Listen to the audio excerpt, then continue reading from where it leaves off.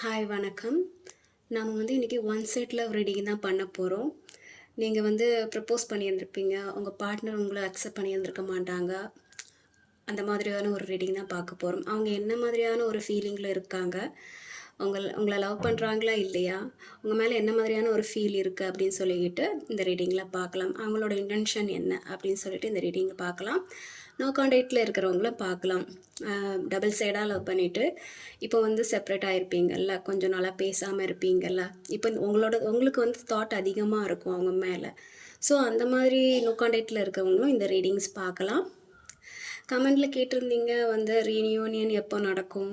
இதெல்லாம் எந்த டைம் பீரியட்ல நடக்கும் அப்படின்னு சொல்லி கேட்டிருந்தீங்க. இதெல்லாம் அவங்கவுங்க பர்த் சார்ட் படி தான் நடக்கும். ஒவ்வொருத்தங்களும் ஒவ்வொரு விதமான லைஃப் ஸ்டைல் இருக்கும். எல்லாருக்கும் ஒரே மாதிரி இருக்காது. ஒரு சிலருக்கு கொஞ்சம் டஃப்பாக இருக்கும். இன்னொரு சிலருக்கு கொஞ்சம் ஈஸியாக இருக்கும். ஸோ அந்த ஈஸியாக அந்த லவ் எல்லாம் சேர்ற மாதிரியான ஒரு பர்த் சார்ட் இருக்கும்போது அவங்களுக்கு ஈஸியாகவே அந்த ரீயூனியன் சீக்கிரமே நடந்துரும். இதே அந்த பர்த் சார்ட்டில் அந்த லவ், அந்த ரிலேஷன்ஷிப் சம்மந்தமாக இருக்கிற அந்த இடம் வீக்காக இருந்ததுன்னா கொஞ்சம் அது லேட்டாக ஆகும். இன்னும் ரொம்ப வீக்காக இருந்ததுன்னா சேர்றதே கொஞ்சம் கஷ்டமான ஒரு விஷயமா இருக்கும். ஸோ இந்த மாதிரி தான் நடக்கும் தவிர ரீயூனியன் அவங்கவுங்க லைஃப்பை பொறுத்து தான் நடக்கும். அவங்களோட பர்த் சார்ட் எப்படி இருக்கோ அதை பொறுத்து தான் நடக்கும். ஓகேவா? சரி, அப்போ நம்ம ரீடிங்ஸ் பார்க்கலாம். One side love readings. உங்கள் பார்ட்னர் என்ன மாதிரியான ஒரு ஃபீலிங்கில் இருக்காங்க? உங்களை லவ் பண்ணுறாங்களா இல்லையா? அவங்க இன்டென்ஷன் தான் என்ன அப்படின்னு சொல்லிட்டு இந்த ரீடிங்கில் பார்க்கலாம்.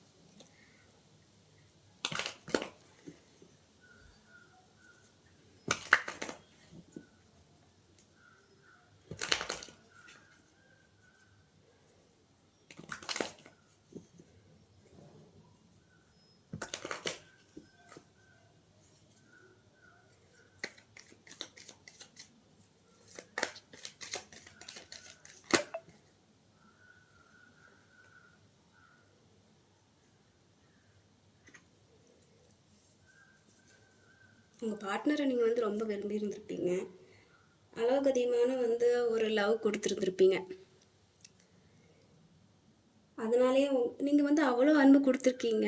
ஆனால் இந்த சைட்லேருந்து கொஞ்சம் கூட அந்த அன்பு கிடச்சிருக்காது. ஸோ அதனால் நீங்கள் ரொம்பவே ஒரு ஹெவி பர்டனாக தான் இருப்பீங்க. ரொம்ப தாங்க முடியாத வழியில் தான் இருப்பீங்க. நீங்கள் ஒருத்தங்களுக்கு, அதாவது இதில் நீங்கள் பார்க்குறவங்க உங்கள் லவ்வை, உங்கள் பர்சனுக்கு நீங்கள் அவ்வளோ லவ் கொடுத்துருந்துருப்பீங்க. ஆனால் அவங்க அதை கொடுக்குறாங்களான்னா அது இல்லை. உங்கள் பர்சன் இப்போது அந்த லவ்வை கொடுக்குற மனநிலையில் இல்லை. அவங்க கொஞ்சம் ஹெவி பர்டனாக இருக்குது. அவங்க ஃபேமிலி ஓரியண்டடாவோ இல்லை அந்த அவங்க ஃபேமிலியில் ஏதாவது கொஞ்சம் இவங்க தான் அவங்க ஃபினான்ஷியலாக எல்லாம் பார்க்குற மாதிரி இருக்கலாம். இல்லை மொத்த ஃபேமிலியை அவங்க தான் ரன் பண்ணுற மாதிரி இருக்கலாம். அதனால் அவங்களுக்கு அதை பார்க்குறதுக்கே ரொம்பவே கஷ்டமாக இருக்குது. ஸோ இப்போ ஃபீலிங்ஸ் எல்லாம் காட்டுவாங்களான்னு பார்த்தீங்கன்னா இப்போதைக்கு கொஞ்சம் கஷ்டம்தான். ஆனால் உங்களுக்கு நியாயமாக கொடுக்க வேண்டியதை அவங்க கொடுக்கல. அதுவும் அவங்க ஃபீல் பண்ண தான் செய்கிறாங்க. அது அவங்களுக்கு ரொம்ப ஃபீலிங்காக தான் இருக்குது. பார்த்தீங்களா? அவங்களுக்கு கொஞ்சம் ஃபீலிங்காக தான் இருக்குது. உங்கள் கூட ஹாப்பியாக இருக்கணுங்கிற ஒரு இது இருக்குது. ஆனால் அதையும் தவிர்த்து அவங்களுக்கு நிறைய கமிட்மெண்ட் இருக்குது. உங்களுக்கு கொடுக்க முடியாத சூழ்நிலையில் அவங்க இருக்காங்க. நீங்கள் வெயிட் பண்ணிட்டுருங்க. பார்க்குறவங்க ஃபீமேல் பர்சனாக இருந்தீங்கன்னா அவங்க எப்போ உங்களுக்கு கொடுப்பாங்க, எப்போ உங்ககிட்ட பேசுவாங்க, எப்போ வருவாங்கன்னு சொல்லிட்டு வெயிட் பண்ணிகிட்டே இருக்கிறீங்க. அதை தவிர்த்து உங்களோட சிந்தனை எங்கேயுமே போகலை. அவங்க சிந்தனை ஃபுல்லாகவே அவங்க எப்போ வருவாங்க, எப்போ உங்களுக்கு கொடுக்க வேண்டியதை கொடுப்பாங்க அப்படின்னு சொல்லிக்கிட்டு நீங்கள் அந்த சிந்தனையில் தான் இருக்கீங்க. நீங்கள் பார்க்குறவங்க மேக்ஸிமம் சிங்கிளாக இருக்கிறவங்க தான் இருப்பாங்க. ஒரு சிலர் வேணால் ஓகே ரெக்கார்ட்ஸ் எல்லாத்தையும் எடுக்கலை. ஒரு சிலர் மட்டும் கமிட்டடாக இல்லைன்னா மேரேஜ் ஆனவங்களாக இருப்பாங்க.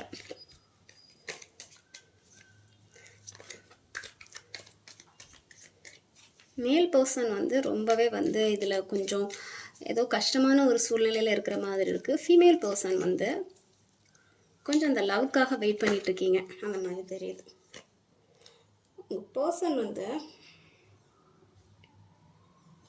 ஃபேமிலி ஓரியண்டடான ஒரு பர்சன். அவங்க ஃபேமிலி என்ன சொல்கிறாங்களோ அவங்க அதை தான் பண்ணுவாங்க. நீங்கள் லவ் பண்ணுற பர்சன் உங்களை திருப்பி லவ் பண்ணுவாங்களா இல்லையான்னு கேட்டிங்கன்னா அவங்க வந்து அவங்க ஃபேமிலி என்ன சொல்கிறாங்களோ அதை தான் அவங்க கேட்பாங்க. ஃபேமிலி ஓரியன்டான ஒரு பர்சன். இன்னொன்று வந்து அவங்க வந்து இந்த பாரம்பரியம் அந்த மாதிரியான ஒரு ஃபேமிலியிலேருந்து இருப்பாங்க. டக்குன்னு வந்து அக்செப்ட் பண்ணுற அந்த மாதிரி ஃபேமிலியில் அவங்க இல்லை.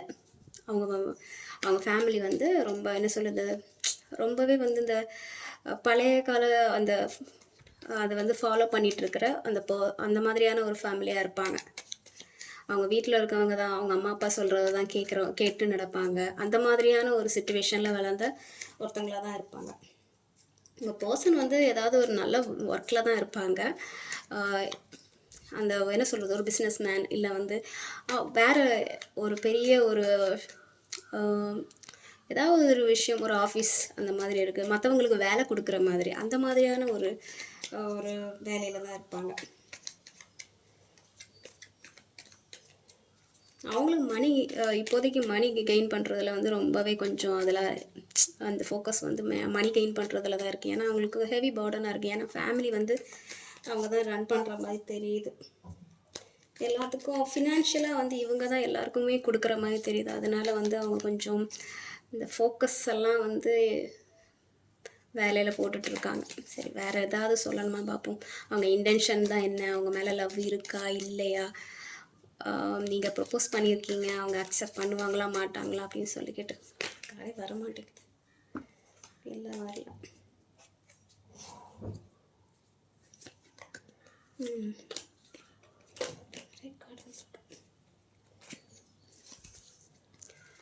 அவங்க ப்ரப்போஸ் அக்செப்ட் பண்ணுவாங்களா இல்லையா அப்படின்னு சொல்லிக்கிட்டு பார்க்கலாம் இந்த ரீடிங்கில். ஆனால் அவங்க பர்சன் வந்து ஃபேமிலி ஓரியன்டு. அவங்க வீட்டில் சொன்னால் தான் அக்செப்ட் பண்ணுவாங்க அந்த மாதிரி. ஸோ கொஞ்சம் மனசை தேர்த்திக்கோங்க. அவங்களுக்கு உங்கள் மேலே லவ் கொஞ்சம் இருக்க தான் செய்யுது, அவங்க சொல்லவும் இல்லை. ஏன்னா இந்த ஃபேமிலி சிச்சுவேஷன்னால அந்த மாதிரி அவங்களுக்கு அந்த மாதிரி ஒரு லைஃப் ஸ்டைல் போயிட்டுருக்கு அவங்களுக்கு. நீங்கள் என்னென்னா அவங்களே நினச்சிட்ருக்கீங்க. ஓகே, ஸோ நல்ல இம்பேலன்ஸ். அவங்க வந்து பேலன்ஸ் பண்ண முடியல. அதனால இந்த எல்லா விஷயத்துலேருந்தும் கண்ண மூடிட்டு இருக்காங்க. அவங்க கொஞ்சம் பயப்பட தான் செய்கிறாங்க. அவங்களுக்கு வந்து ரெஸ்ட்ரிக்ஷன் நிறைய இருக்குது. அவங்களுக்கு வந்து அவங்க ஃபேமிலி ரெஸ்ட்ரிக்ஷன் நிறைய இருக்கலாம். உங்கள் லவ் அக்செப்ட் பண்ணுறதுல வந்து அவங்களுக்கு கொஞ்சம் ஏதாவது ஒரு பயம் இருக்கலாம். வீட்டில் அவங்க ஒத்துப்பாங்களா இல்லையாங்கிற அந்த பயம் இருக்குது. அவங்க வந்து அக்செப்ட் பண்ணலன்னா அதுக்கப்புறம் என்ன பண்ண முடியும், அந்த வழியிலேருந்து எப்படி வெளியே வர்றது அப்படின்னு சொல்லி அவங்க ரொம்பவே வந்து ஃபீல் பண்ண தான் செய்கிறாங்க. அவங்க மனசில் கொஞ்சம் லிட்டில் பிட் வந்து அவங்க மேலே லவ் இருக்க தான் செய்யுது. சம்டைம் அவங்க ரொம்பவே எமோஷ்னலாக இம்பேலன்ஸ் ஆக தான் செய்கிறாங்க.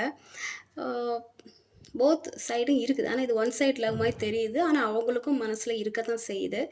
ஆனால் அவங்க என்ன நினைக்கிறாங்கன்னா, லவ்வை சொல்லிக்கிட்டு ரெண்டு வீட்லேயும் அக்செப்ட் பண்ணலன்னா என்ன நினைப்பாங்க, என்ன அந்த மாதிரி ஒரு பயம் அவங்களுக்கு இருக்குது. ஒரு வேளை அக்செப்ட் பண்ணலன்னா என்ன நடக்கும், அதை எப்படி நம்ம தாங்கிப்போம், அந்த பயம் அவங்களுக்கு இருக்குது.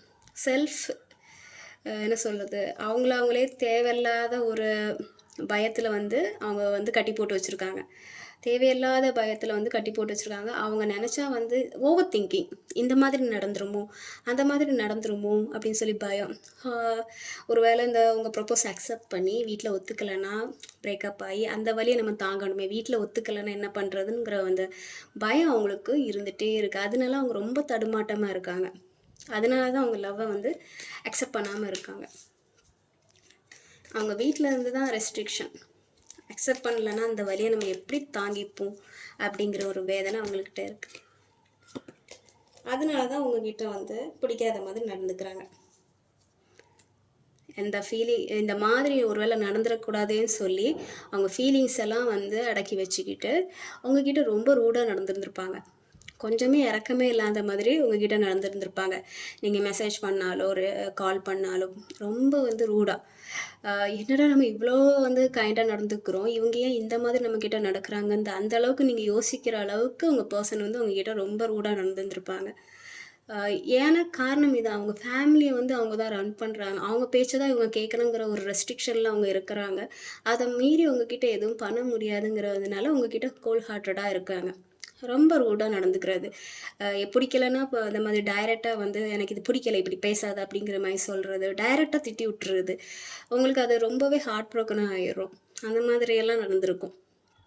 ரொம்பவே வலிய வேதனையை அனுபவிச்சுட்டு இருந்திருப்பீங்க. இதில் இருக்க ஃபீமேல் பர்சன் வந்து ரொம்ப வலியை அனுபவிச்சிருப்பீங்க. மேல் பர்சனை கூட பார்க்குறவங்க யார் இருக்கோ அவங்களுக்கு ரெசனேட் ஆகும். ரொம்ப ஒரு மன வலியை அனுபவிச்சிருப்பீங்க. நம்ம லவ் பண்ணுற பர்சன் இந்த மாதிரி ரூடாக நடந்துக்கிட்டால் யாருக்கு தான் ஒரு மாதிரி கஷ்டம் இல்லாமல் இருக்கும். அந்த மாதிரியான ஒரு வலியை நீங்கள் வந்து அனுபவிச்சுருந்துருப்பீங்க. சரி, மேலே உங்களுக்கு லவ் இருக்கா இல்லையா அப்படின்னு சொல்லிக்கிட்டு பார்க்கலாம். இந்த லவ் வந்து சேருமா இல்லையாங்கிறது ஒரு 2 கார்டில் வந்து பார்த்துடலாம்.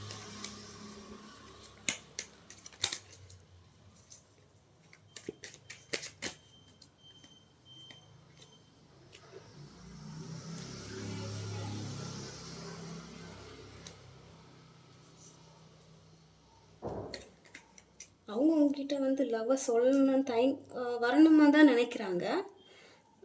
ஆனால் அவங்க வந்து கொஞ்சம் இப்போ தனிமையில் இருக்காங்க. அவங்க கொஞ்சம் ஏதோ ஒரு தனிமையில் இருக்காங்க.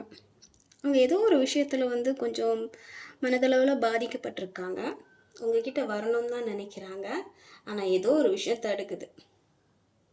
ஏதோ ஒரு விஷயம் வந்து தடுக்குது.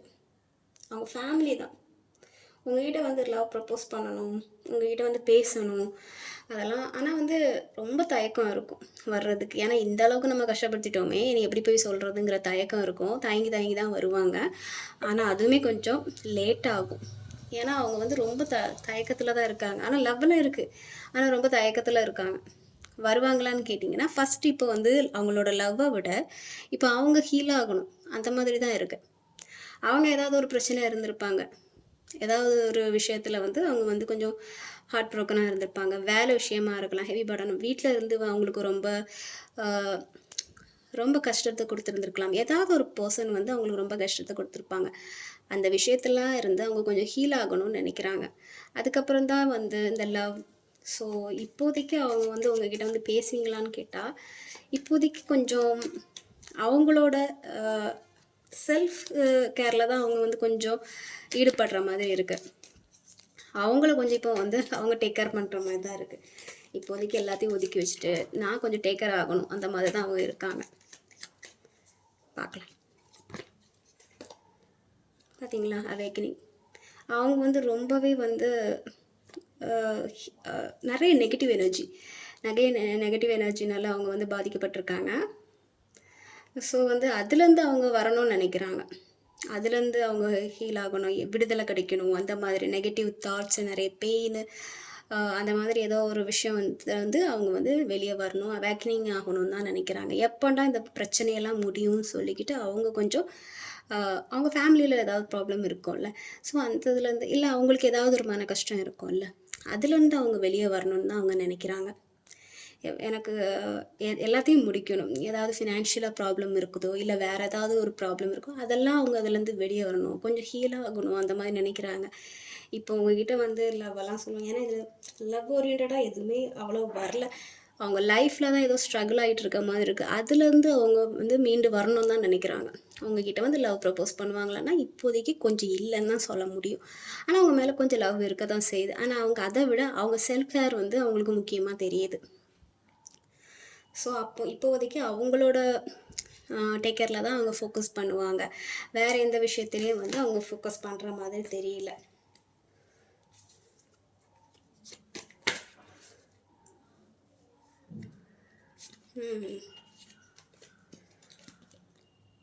ஆனால் ஃப்யூச்சரில் வந்து ஏதாவது உங்ககிட்ட வந்து பேசலாம்.